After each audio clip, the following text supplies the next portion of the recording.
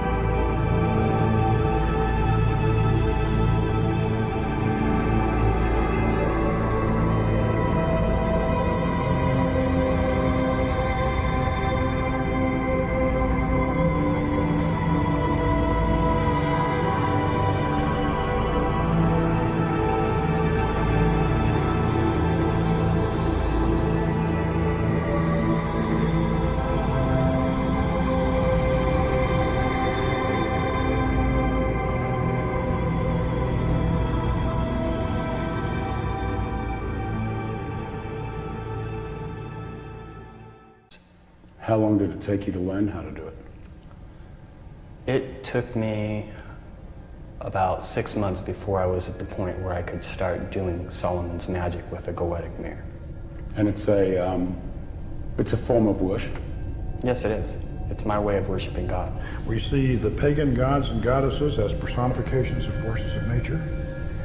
And so we have a whole plethora of entities, and even down into the elements, where we have the gnomes and the earth, and we have the sylphs in the air, and we have the undines in the water, and then we have the salamanders in the fire. So we personify all of the elements and everything. We have a little entity of some kind or another, or a big entity for everything.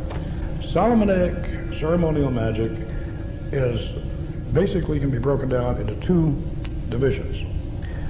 The invocation of the angels, the holy angels, to protect you and inspire you and fill you with the power of God, and then when you've got that mastered, then you set up the dark mirror and the triangle, and then you go for what some people would refer to as the demons. But you use that angelic power that you've already acquired through the crystal ball in the center of the circle and on the altar, and you've got the power of those angels to control the demons that you evoke. You evoke them out of your deep mind. And so Solomonic magic, all the way from back in the Middle Ages, can be broken down into those two facets. Tell me the procedure we're going to go through tonight, just what you're going to do, what we're going to see. What you're going to see is the evocation stage of Solomon's magic. This is the advanced stage after you have gone through the series of angelic invocations, which we're not going to specifically do tonight. They've already been done.